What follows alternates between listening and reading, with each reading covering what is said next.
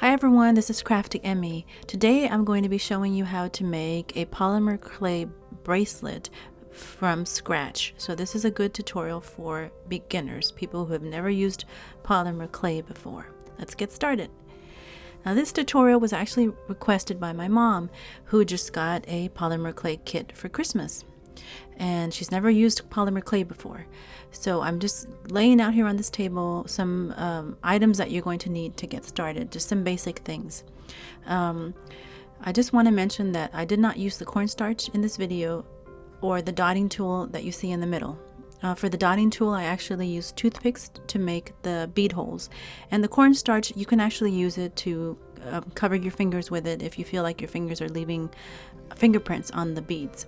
I just did not use it for this video, just an FYI.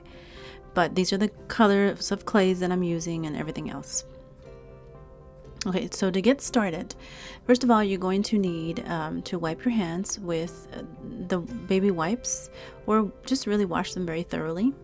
You don't want to get any lint on the bead, on the clay, because it will show. So we're starting off with this turquoise color. So this is a brand new packet. As you see, I'm opening it up, and it comes divided into 4 pieces. I'm actually going to just use those guidelines and cut one of those pieces off with my blade. And do be careful with this blade, it is pretty sharp. I have cut myself before. So you're going to cut that piece off, and you're going to wrap the rest of the clay up. This clay doesn't really dry, but you want to keep it wrapped up to keep it from collecting lint. Okay, so we're going to chop it up, chop this piece of clay up into little pieces. What we're doing here is we're about to do here is condition the clay. So what that means is that we're going to work this clay, warm it up with our hands, and kind of like knead it until it becomes pliable and soft enough to work with. Another reason we condition the clay is because all of the particles inside the clay actually, they tend to sit, and I think you have to, from what I've heard, is that you have to kind of remix them together so that the clay works the way it's meant to work. So if you try to just take it out of the box and use it like that, it's not going to bake properly, from what I understand. So we're just warming it up with our hands, kneading it, tearing it, just kind of mixing it all together. So you definitely don't want to skimp on this part, because if you don't condition your clay properly, what happens is that once you go to bake it, you could end up with cracks in your pieces. And that's really unfortunate, because sometimes you put all this work and effort into making something, and the last thing you want is for you to have cracks in the beads or whatever it is you're making afterwards. So this piece is ready. And I'm not going to show you how I condition all of the pieces of clay that we're using for this bracelet, but I am going to show you on this gold piece of clay. This is a little bit different than the turquoise, because this actually was a lot drier. And so there are some things you can do when you have clay that is really crumbly and dry like this. You see how there are pieces that are kind of falling off? The turquoise clay didn't do that. This clay is a lot drier than the turquoise one. And some brands are just drier, and sometimes you just have some old clay that just, it's going to be that way. So what we can do is we're going to take our rolling pin, and we're going to just roll out the clay, flatten it out. And we'll do this a couple of times, and then we're just going to take that piece, tear it up, roll it into a ball, knead it with our hands, warm it up, and then just repeat that process again. So we're going to keep doing that, rolling it out with the pin and kind of like tearing it up, rolling it with our hands. We're going to keep doing that until the clay softens up and that we feel like it's properly conditioned. So here what I'm showing you, and you'll see this a lot, is I'm cleaning my work surface. Anytime you're switching from one color of clay to the other, you want to clean your tools and your surface and your hands as well. What I'm showing you here is that I just finished working with black clay, and black clay, like some of the other clays, is very pigmented. So it's very difficult to get the color off your hands, to get the clay itself actually off your hands. So I actually keep some baby oil on hand, and I will use that after I work with a very pigmented clay, and then just wipe my hands.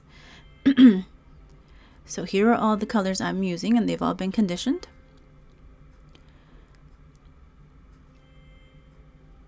And one thing I wanted to show you is that we have this acrylic mat underneath here. You can't really see it, and I forgot to point it out. This is just a cutting mat that I got at the Dollar Tree. And then also another thing I forgot to mention is that you should probably tape down your cutting surface, your work surface, your mat, or if you're going to use wax paper to work on, because it will shift around as you work. Okay, so I'm going to show you the first simple bead that I'm going to make, which is just going to be a solid round bead with the turquoise clay. So I'm going to work it in my hands a little bit, and then I'm just going to roll it out with the rolling pin and try to get it as flat and even as you can.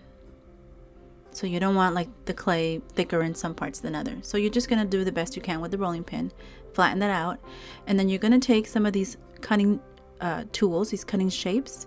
Now I'm showing you here that it doesn't matter the shape, because in this particular case we're just using the cutting tool to make a uniform to cut out a uniform piece of clay, so that when we go to roll our beads, they're going to be more or less the same size.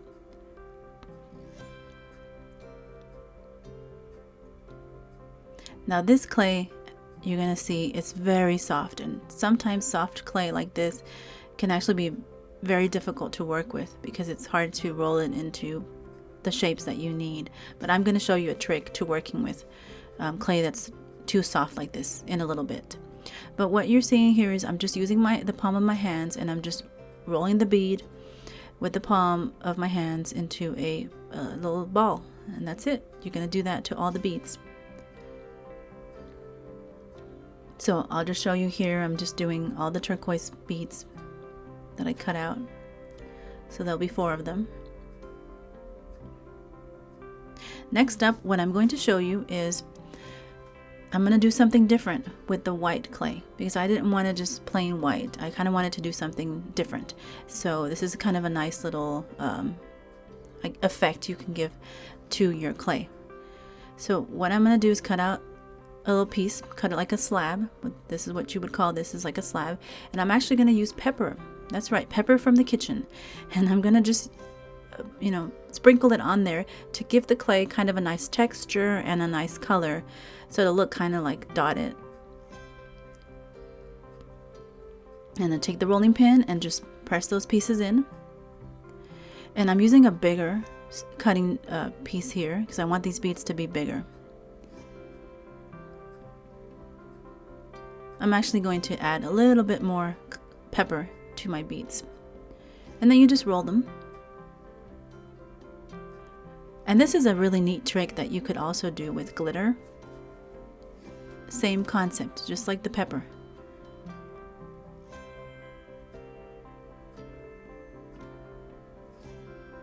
Okay, now that those are done, I've got my 4 beads with the pepper speckles in there. As you can see, they came out really nice. And then I'm going to show you all the colors that I have so far. I've got black solid beads, turquoise solid colored beads, and the gold solid colored beads.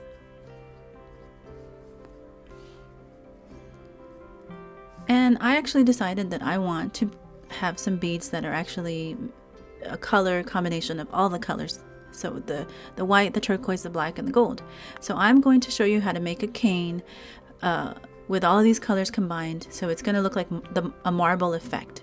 So I'm cutting my clay now, however much I want to use for my cane. And I want actually more white to show than the other colors. I actually just want a little bit of gold and a little bit of black. And I want more turquoise and more white. So now what I'm going to do is I'm going to roll, starting with the white, I'm going to roll it into a little snake or a worm kind of a shape. Then I'm going to take the turquoise and do the same. And I'll do the same with all the colors. And then once I'm ready, I've got them in the order that I want them. So I'm going to start with turquoise. I'm going to put that onto the white clay, and then the gold, and then the turquoise, and then the black, making sure that you can still see the white in between the colors. And then you're just going to start twisting twisting the clay like this, kind of like a rope. And then you're going to fold that in half and twist that. Now this whole process I'm going to repeat. I'm going to roll it between my hands, make like a little snake out of it, and then I'm going to repeat this one more time. But you don't want to repeat it too many times or you're going to lose the effect of the marble, and then you're going to start actually combining the colors to form like a solid color, and we don't want that. So one more time, you're going to twist it and roll it into a snake.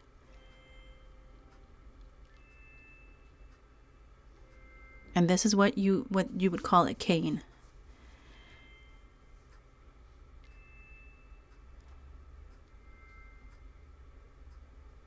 Now from this piece, you're going to take your blade and just start cutting out pieces that you're going to roll into beads.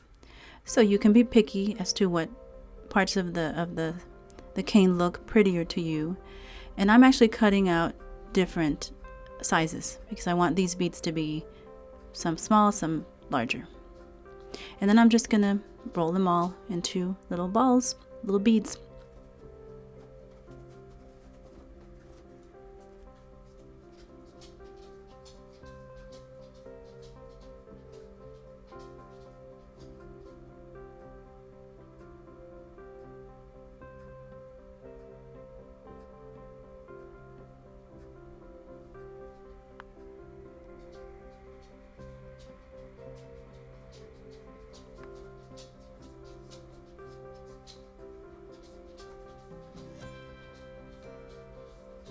Okay, and the next step, what I'm going to show you is we're going to take a CD, and this is actually just a little glass frame, and we're going to put all our beads on there, and we're going to put this in the freezer. And this is going to help to kind of harden the clay that we've been working with, and we've made it really warm and soft, and it's difficult to work with. So we're going to put it in the freezer for 20 minutes to harden the clay a little bit, just to make it easier. So we'll be there for 20 minutes. It'll make it easier to work with once we need to start making the holes and making different shapes with it, which I'll show you one more shape that I'm going to make with the beads. So here we go. We got this little black bead has been sitting in the freezer for 40 minutes, and I'm just going to reshape it before I do anything else with it. Kind of just reshape it back into a little sphere, a little ball. And then I'm going to take that frame and just flatten it out. So now I have a little disc. And so here you see I ended up doing that to several of the colors. Not all of them, but just a few, because I wanted some variety in the shape of the beads. And then I'm just going to take all the beads that I already had formed into little spheres, little balls, and I'm just going to reshape them. Because now that the clay is cold and hard, it's a little bit easier to work with.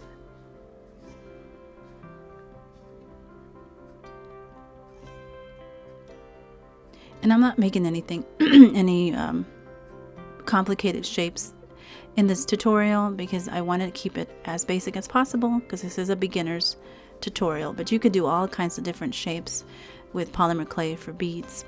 Do some pretty interesting things with it. But for now, we're just using discs and spheres.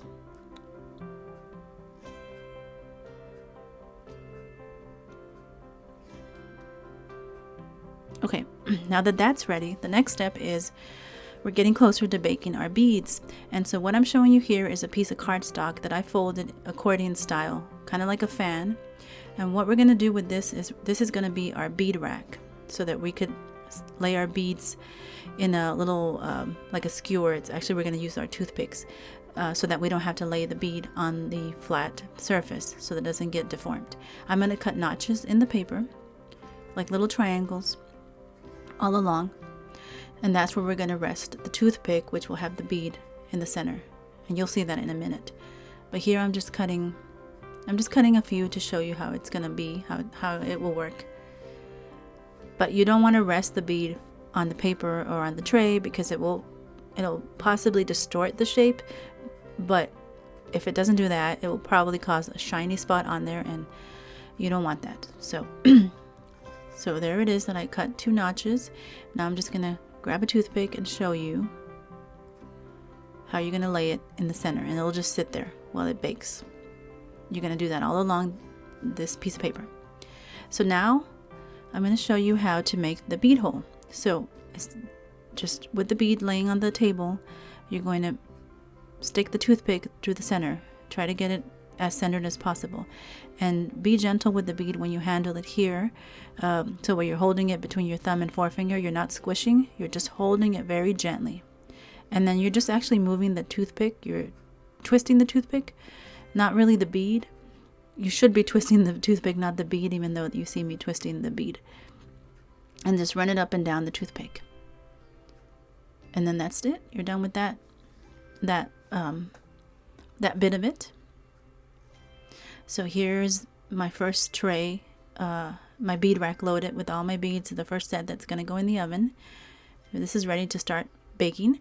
So I'm going to take this tin foil, which I also got at the Dollar Tree. It came in a pack 3 for $1. And we're just going to use that to protect our beads from the heating elements so that they don't scorch when they're in the toaster oven. Okay? So here's a tip.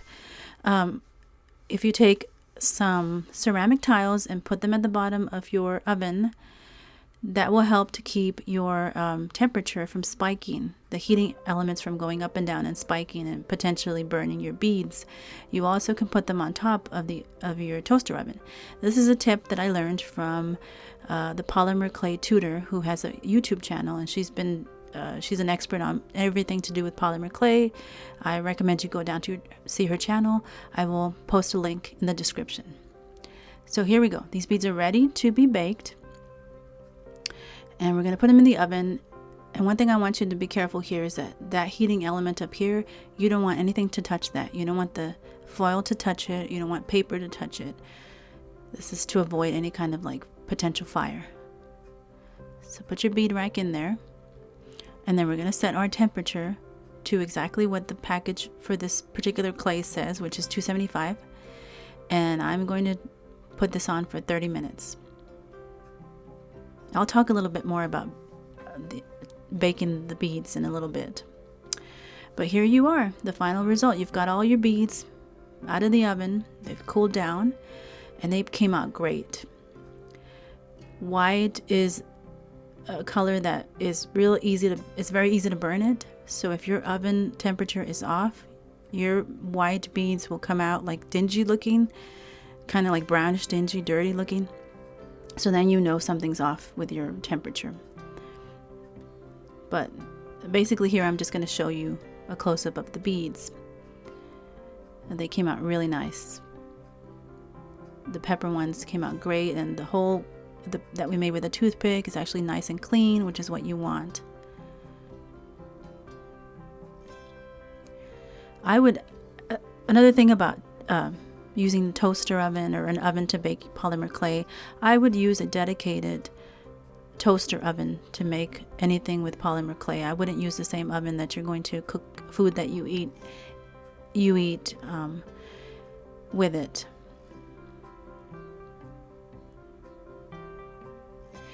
And the hard thing about baking sometimes is getting the temperature right in your oven. So it's recommended that you get an oven thermometer like this one. You can get these at Walmart, for example, for about $6. So they're not expensive at all. If you're having trouble with your temperature, you might go ahead and get an oven thermometer. So these are the discs, and you can see that some of these discs have like a little raised edge. I'm going to show you in a minute how to sand that down. I just wanted to mention there that I forgot to mention I used felt to keep the beads on once they're baked, just to work with them so they're not rolling off the table.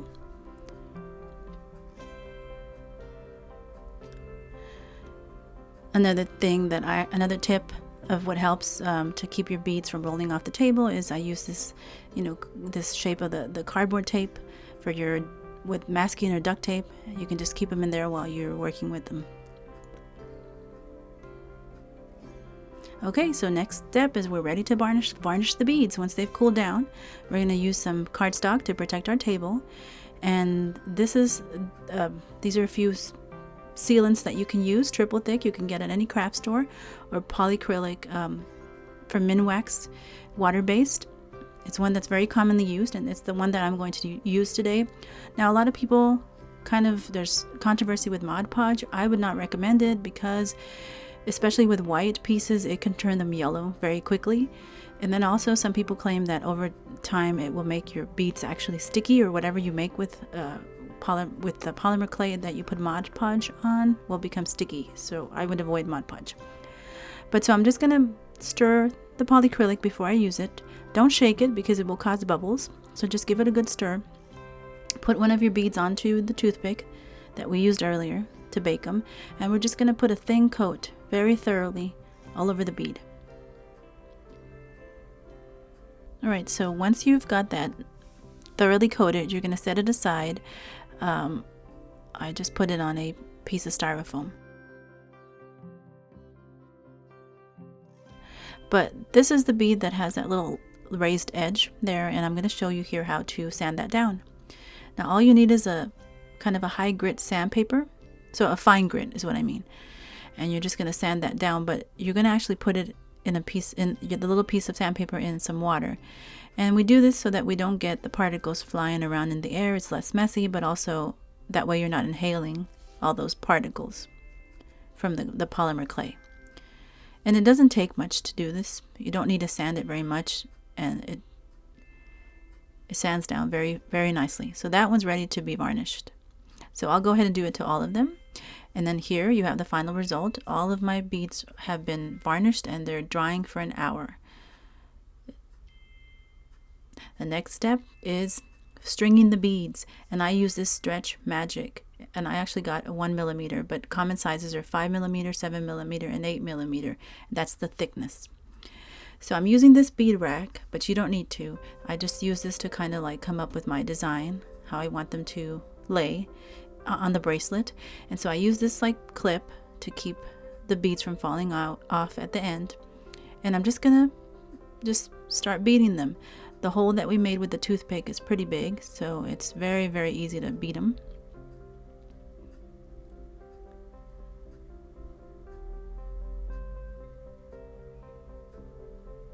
Now I recommend you use 7mm or 8mm thick of the stretch wire, the stretch string. This string is a bit thick, and when I go to make the knot, you'll see that it's the knot is a little bigger than I would like. I think if the string was thinner, it wouldn't be so noticeable. You'll need to stretch the string to activate, I guess, the stretchy aspect of it. That's what you'll read on the package. So I forgot to do this at the beginning, so you see me doing it now.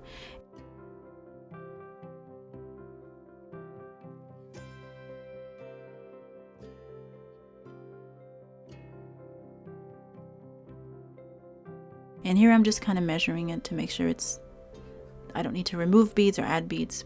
It fits my wrist pretty well, so I'm just gonna keep this amount of beads on there. So now we're ready to tie the knot. And this is, I'm going to do my best to explain this. So you're going to take two ends and start making a knot. And before you tie anything, make sure that the bracelet is nice and tight, that you can't see the clear wire between the beads, but not too tight that it gets distorted. And so you're getting ready to make one knot. You're going to wrap one end of the two ends that are loose under, and then you're going to tuck the end under again. So you're going to do 2 tucks with the string and then pull it tight. Then you're going to repeat the same thing. You're going to make a knot, start like you're making a knot, but you're going to use the opposite string end that you didn't use before, and you're going to loop it under once, loop it under again, and then tighten it into a knot. So really pull on that. And then you're going to separate the beads, and where you have that knot, you're going to pull the string away from each other, away from the knot, just to tighten that part as well. And I will link in the description as well a better tutorial that is more like descriptive about how to do the stringing of how to tie the knot on the bracelets. I am by no means an expert, and there's some really excellent videos out there on how to do it, so I will put that in the description. So now you can add a drop of this jeweler's glue, or you can add a few beads, a few drops of this glue, or you can add E6000, or you can skip that step. From what I understand, you don't necessarily need to add glue. Now what I'm going to show you is that I'm going to tuck the ends that are loose into 2 of the beads on either side before I go to trim this string.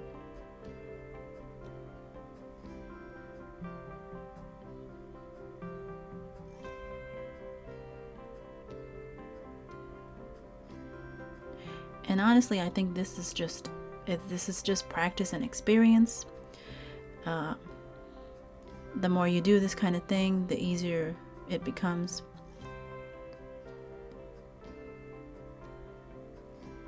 I actually don't make bracelets that often, so I'm not an expert by any means on making bracelets or stringing them.